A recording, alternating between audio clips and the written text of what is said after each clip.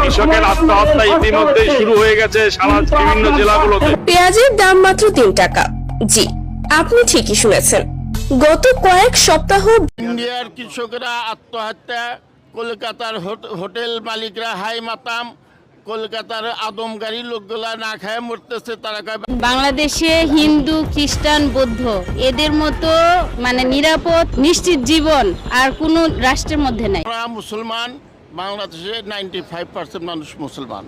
আমরা কোরআনের একটা আয়াত বিশ্বাস করি, আল্লাহু খায়রুর রাজিকিন, রেজেকের মহান রেজেক দাতা হলো আল্লাহ। ইন্ডিয়া পেঁয়াজ দিবে না, রসুন দিবে না। ইন্ডিয়ার চেয়েও কম দামে চায়না এবং পাকিস্তান সহ, তুরস্ক সহ অনেক দেশ আগে আসছে, জাহাজকে জাহাজ পাঠিয়েছে। ভাই তোরা মুসলিম, আমরা মুসলিম, ভাই ভাই।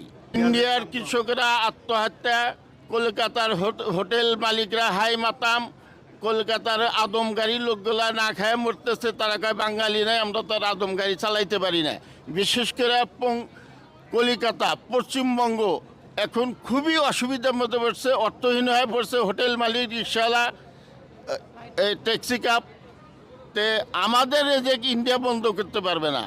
চতুর্দিকে ইন্ডিয়া, 3 দিকে ইন্ডিয়া, আর আমাদের একদিকে আছে মহান আল্লাহ।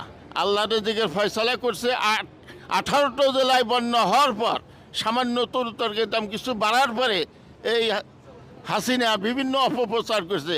এখন তো সব স্বাভাবিক হচ্ছে। হাসিনার আমলের চেয়েও কম দাম হচ্ছে।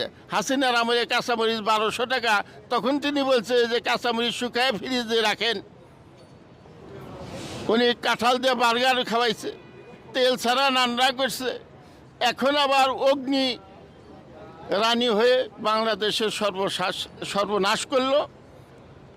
স্বয়ং ইন্ডিয়া পার্লামেন্টে 41 জন সদস্য মোদির কাছে জবাব চাইছে যে শেখ হাসিনা কোন অথরিটিতে ইন্ডিয়া বসবাস করে আসে থাকে।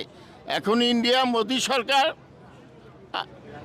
বাংলাদেশের সকল সন্ত্রাসীদের আশ্রয়দাতা, প্রশ্রয়দাতা।